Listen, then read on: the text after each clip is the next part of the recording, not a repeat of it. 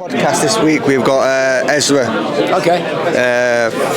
African King. Yeah, African King. Called Ben Whittaker out last week. It was good, wasn't it? Yeah. That was lively at the press conference. Yeah. Well, it was all pre-planned, wasn't it? But it was good. Good fun. Good time. Good fun. time. Of course it was. And also we didn't the opponent. Yeah, so on the same day we took initiative. We do a podcast every episode, every 4 weeks with Johnny Nelson. We train at the Ingles camp. Yeah. Okay. So we go to Johnny's house. Yeah. So we took initiative and we went over and did Leon Willings and Ezra all in one day. Oh, brilliant. Yeah. Brilliant. So it was an interesting day. Good. Well, wish you luck. Yeah. I hope it goes really well. And we're going to the GBM events as well. Fantastic. Well, I'll be there next week. Yeah. I'll be there. I'm very excited about that. Yeah, we went to the one in Coventry. It was Brilliant. good. Yeah, they're good shows. Yeah. Good shows. Yeah. So how's it going for you today? Yeah, great, fantastic. It's nice to be here. Tyson is always entertaining, and look, he's super focused. This is the biggest fight of his career, and I think he is a boxing historian, as he said up there, and I love the way he talks because the knowledge is and the facts that he comes out with are sort of second to none. So he knows how serious this is, and after his last performance, which was really poor. He has to bounce back, and he has to be the best Tyson Fury, because I think the best Tyson Fury can win this fight, but anything other than the best Tyson Fury, he's got problems, because Alexander Usyk is a wonderful technician and a fabulous fighter. So but I think I like what I see today. He's got the look in his eyes again, and he looks mentally and physically right on the money. So I'm looking forward to it. Yeah. So what is your prediction then? Secretly, let's say. What's your heart tell you? Secretly, I think I always go back to when a fight's first announced. I think little changes, obviously the postponement can bring something into it, the cut. I think my gut feeling is that Tyson is too big and for Alexander and should win this fight. But as I said, it's got to be the best Tyson Fury. Anything other than the very best Tyson Fury, I think he's going to be in for a very hard night. But I just expect, I think Tyson against Ngannou, I think he probably overlooked him. He probably didn't train quite as hard. He probably was slightly less focused, and of course he was, it was a very, very disappointing performance. But I don't think you can read too much into that, right? This is a different fight. No one knew what Ngannou was going to bring, if anything, at that point. It was different when he fought AJ, because we'd sort of seen him. Styles make fights. It's very different. Alexander Usyk is a wonderful, as I said, a brilliant fighter, and can win this fight. But I think that what Tyson was saying up there about a good big man beating a good little man is normally what happens if they're both at their best. I'm thinking Bo Holyfield. I'm thinking the ones he listed. Dragunov against Vladimir Klitschko, David Haye against Klitschko, others that I've been involved with. Normally, that is the case. But Usyk's a special fighter, so count him off at your peril. I think it's a great fight. How do you see Usyk getting past his reach and winning? Well, I think it's all about his movement. Usyk's got great feet, and he'll want to get into a rhythm very quickly. And if he gets into a rhythm, like when he came out against Joshua at Tottenham in the first fight, he established centre ring straight away, and that was surprising, right? Everyone thought Joshua was going to get behind his jab. Usyk got centre ring, and Tyson on the back foot is not as good. I think he's a great all-round fighter. I think he can win in many ways, Tyson. But I like to see him take command of the ring. I think he backtracked too much against Ngannou. And for Usyk, he's got to get into a rhythm quickly. If he does that with his southpaw skills, and is it this one? Yeah. Okay. With his southpaw skills, I think he can cause a lot of problems. But it is about getting inside that jab and that big reach advantage, and Tyson's got that. But Usyk will have worked very, very hard on it.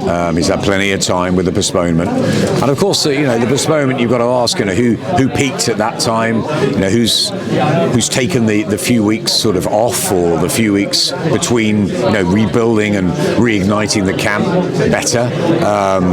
Will the cut become a problem again for Tyson? And also, going off their last fights, Tyson was very poor. Alexander struggled against Daniel Dubois at times, and the body was maybe a problem. Maybe that is a target area for Fury. Yeah. But also, you know, if you're going off the last performance of Fury and Ngannou, then you've got to give Usyk a massive chance. But you know, boxing's a weird thing, and I think they'll both be ready and right, and I think we'll get a great fight. But if Tyson's right, I think he wins the fight. See, I struggle with it because I heard Usyk say recently that he was inspired by the England style, and Fury was around the England style.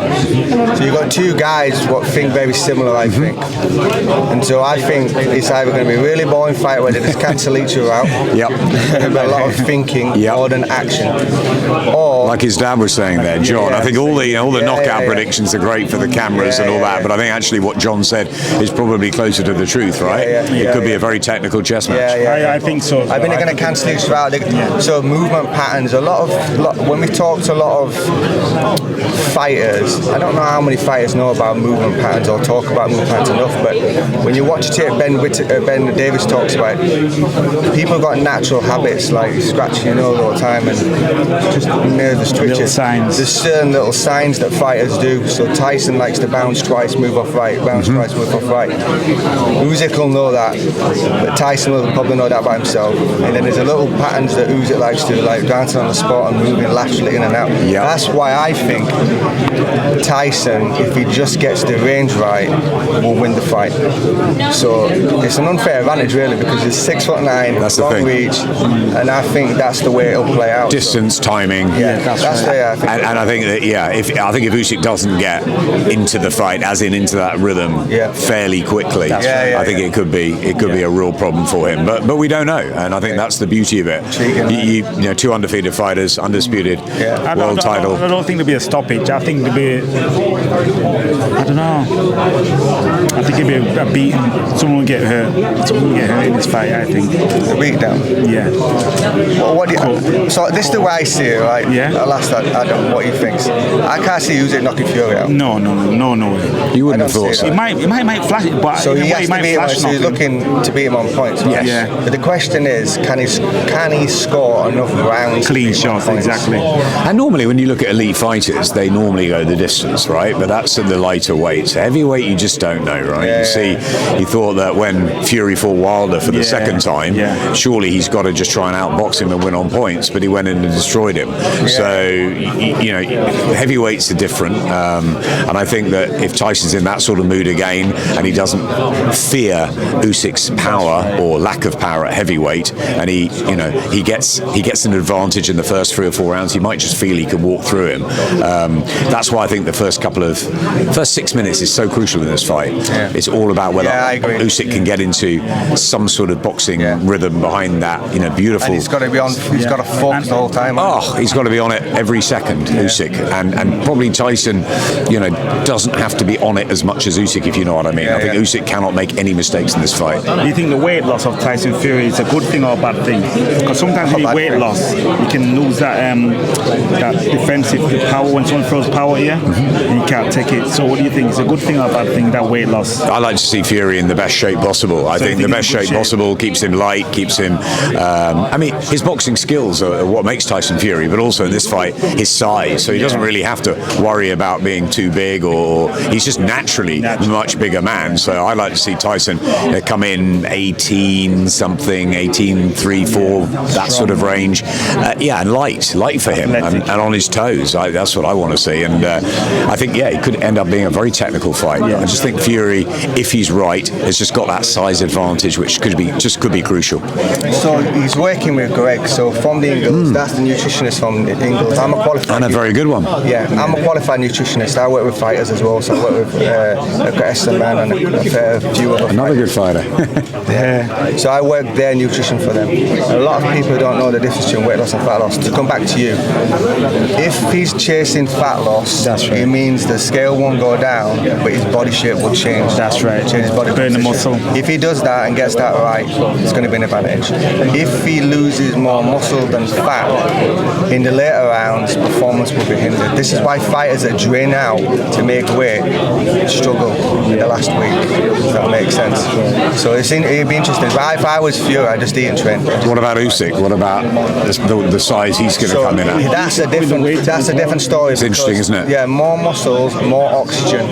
So in the later rounds, he's going to have to rely on liquidizing muscle in the later rounds for performance. Now, Usyk is going to have to be 2 to 3 times fitter than Fury because he's going to have to stay focused for longer. So he's going to be in his mind doing 24-round fight. That's why it's intriguing, because in the later rounds, Usyk might look brilliant for the first 6. The last 6 might be. We'll have to see what happens in the later rounds. Yeah. Who's fading out then? Yeah. The later round, 8, 9, 10. That's when we'll see. I would say, like Adam's saying, I think that Usyk has to steal the first 6. Yeah. Definitely. I mean, I think if he's in trouble, if he's 3 or 4 rounds down, I think that's a massive. Yeah. Talk about a mountain to climb. But Usyk is technically good enough to win those rounds. So it's a case of I think who takes that centre ring and who can start the quicker, and it's like a sprint, isn't it? Almost in those first 6-9 minutes. I think they're so crucial, particularly for Usyk. It's like when you watch the Fraser Clark and the Wardley fight. Great fight. I mean, I think Clark won. Yeah. I just think Clark won. I think a draw is a good decision, but I think Clark won. Yeah, I think you just see by his face and all the rest, I think he won. Wonderful fight, wasn't it? Just a great dust-up. But people think the other way around. Like, people think the Wardley won, right? Yeah. So it's a matter of opinions, but one thing is, which we can't deny, you're going to get the point taken off, he wins. Thank you. Right? I just thought it was a great fight, Wardley and Clark. I thought it was one of the great domestic fights we've had in many a year. You go back to Chisora and White and maybe Mark Potter and Danny Williams when he won with one arm. Williams, I remember that. That was a great night. But I thought it was a fantastic fight. I thought both Wardley and Clark deserved to come out of there with something, and they came out with one of the great matchups, and they just gave everything. We've got Fraser on a podcast next week. Well, Fraser's boxing was just brilliant at times, but you've got to give Fabio so much credit for the courage and the way he just the cut and the way he just kept coming forward, and it was almost like awkward attacks against the classier Clark, but it was just brilliant. And I just think I messaged Fraser afterwards, and I just said, it doesn't matter. The draw doesn't matter. It's what you did in that ring that matters. And it was an amazing night. They left it all in there. They left it all in there. I mean, as much as I love the Saudi fights and I love what's happening this time of year, but to hear that crowd in that fight, I missed that. It was a great night at the O2. But look, there's some great British fights going on. Big British nights. Dalton Smith the other night. We obviously the Clark Wardley one, GBM that I'm working with. We got a great one in Sheffield, Rotherham next week, and there's some fantastic fight nights up and down the country. You've got Jordan Gill and Zelfa Barrett this weekend, and Ellie Scotney in a big fight. So look, there's plenty of fights happening, but I think what Saudi are doing is they're just putting the big heavyweight collisions on, and they're making people watch, and they're putting the money up, and they're putting on these amazing shows. And Turkey is obviously a phenomenal boxing historian and fan as well. You can just hear his passion, and they're doing an amazing job in Saudi Arabia. So we've got that over there, and we've got this here. It's a great time for fighters, and I love fighters, and I just want them to make as much money and as much sensible decisions in their career, and have a great career and great life, because we're lucky enough to commentate, to be around them, but they're the ones that are risking everything. So I just want to see them well looked after, and obviously they're doing a great job in Saudi, and long may it continue. I hope Wardley and Clark, if they get a rematch, get some of that money in Saudi. Yeah, and you know what? Everyone's 1 or 2 or 3 wins away from being in that magic Saudi pot, aren't they? I was with Hughie Fury the other day. He's coming back, and he's been out 3 years, and you just don't know. Look at Joe Parker, being stopped by Joe Joyce, and then he's gone on this incredible run, and the sun's shining for Joe, right? And it couldn't happen to a nicer guy. So the heavyweights, Daniel Dubois, all of them, AJ coming back, Hergovich, it's just Zhilai Zhang. They're just, you almost can pick 2 out of a hat, can't you? And any of them can fight. I'm looking forward to the 5v5 being announced. Yes, absolutely. Lots of rumours. Big heavyweight collisions, I think, coming. But it's exciting times. And I think as well, there's good arena shows, good stadium shows, good venues in Britain still to be used and are being used. So I think the talent is here, and in both the men and women's divisions. Ellie Scotney this week, Hannah Rankin coming back in a couple of weeks. Tasha Jonas and Michaela Mayer this year. There's been some fantastic nights, and it's just great, isn't it? And the talent like Ben Whittaker coming through, and Callum Simpson, and all those. It's great, isn't it? Yeah, I love what Izzy's doing as well. What Izzy's doing is fantastic. He's infectious. He asked me to help him out, and I'm really pleased and grateful. And it's thank you. It's something I've always wanted to sort of help the promotional side. I work really closely with Frank and with Eddie, obviously, and with Ben. And surprising that we used to train with Izzy. Can I recognise when he's beard? Tell me what he was, because I sort of remember him. I've seen obviously footage, but what was he like? He was all right. It was tricky. He was tricky. It was tricky. He come from the Eagle Camp. Of course, tricky, but he's got that brilliant sort of enthusiasm, and he really wants it to work, and I love that. And I think he's got a great team behind him. He's doing things differently. I think there's great production, and young fighters are being signed up now, so there's some momentum with his shows, and I think it's going to be really successful. But a long way to go. So I do the nutrition for Danny Quartermine as well. Oh, Danny, what a win he had in Coventry. Leamington Spa guy. I used to live in Leamington, so little soft spot for Danny. His trainer is my best friend Edwin Cleary. Okay, So we all trained Ingles together. Great guy, and he got Leamington flying again. I was at uni and at Warwick, and I lived in Leamington, and it's great. Absolutely had a fantastic time, and Danny did really well the other night. He's unbeaten. Big shout out, Danny. Big shout out to Danny. Plenty of them. I like Niall Berry. I think he's really good. I think there's a real talent there. I think there's Bradley Goldsmith. There's so many good fighters. Kieran Malloy and it's great. Two names to watch out from Leamington Spa. Go on. From Edwin Cleary's gym. Joe Bourne. Okay. Heavyweight. Yep. Fraser Clark's chief sparring partner. Right. I'll say no more now. Let Fraser talk about it. Okay. And you've got Lewis Williams. Lewis Williams, Commonwealth gold medalist. Can't say too much about that, but he's going to be going pro soon as well. I know about him. I ain't saying no until it's been said, but there are two heavyweights coming out of that gym, and Matt Harris used to come out of that gym. Yeah, Matty was there as well, wasn't he? Yeah. So it's good times, right, in the Midlands, and I just think with Izzy, sort of based in Sheffield, but he's taking shows around the country now. At Coventry, we're going to go down to London. We've got plans in the Midlands, plans in Ireland. It's fantastic, and I think what I love about Izzy is that he's really respectful. He's not trying to compete with the likes of Eddie and Frank and George and Ben and Calais. Well, he just respects them. They've done it, right? So why sort of say, oh, I'm coming after you? He respects them. He's staying in his lane, and he believes that he's going to become one of the biggest promoters out there. And I love that about him. I've said to him, he reminds me of a young Eddie, with that sort of, I really want to make this work. He's got his other businesses, and he's been a fighter, and I think a lot of people like that. They like the fact he's real, he's honest, he just talks it, it's great fun being alongside him. We're going to work together, and I'm going to try and sort of help him with some of the chess moves. He came across really well on TalkSport. I watched you two on TalkSport about what he said. He's financially made it in life. He's doing this. It's not about the money for him. It's not about the money, and for me, I've been through a horrible cancer battle, and which nearly killed me, and I've got a beautiful family, and for me, it's about giving back. I'm very lucky to be here. I'm very grateful, and I want to. I'm working with Summit Sport, which is a fantastic startup management company, and we're gonna do things in a different way.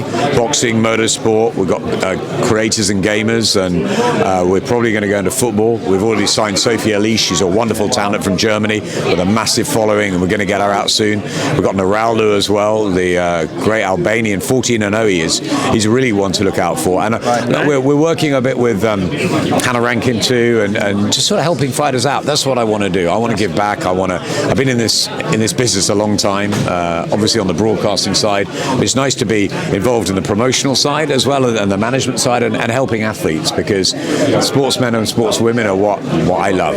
They're the ones up on my wall still, and passion comes across. It always has done, and it's real, right? I wanted to be a commentator when I was a kid. I was no good at sport, so I wanted to talk about it, and I think a few years ago I sort of changed. I love commentating still, but I changed that. That passion is now about helping athletes. I think there's a lot of difficulties with life in boxing, or life in tennis, or life in cricket, or in football.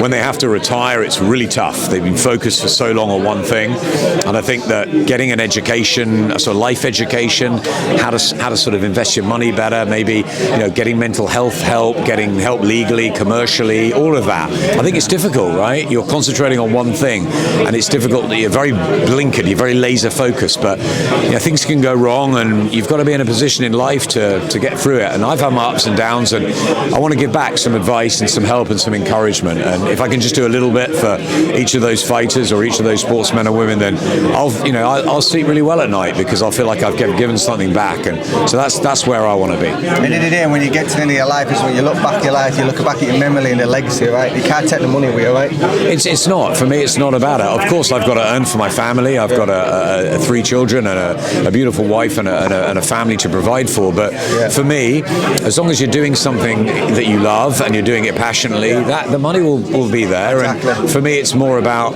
helping others, and that's my mentality now. I think my life perspective changed when I had my cancer battle, and I think I'm just very, very grateful to be here. And I take each day as it comes, and I hope I can give something back. I really do. Well, we'll leave it there. We're going to see you at the GBM show. Definitely, I can't wait. It's going to be a brilliant Thanks show. for your time. We really always a appreciate pleasure. Nice to see you. Cheers. Just going all over. Yeah, of course.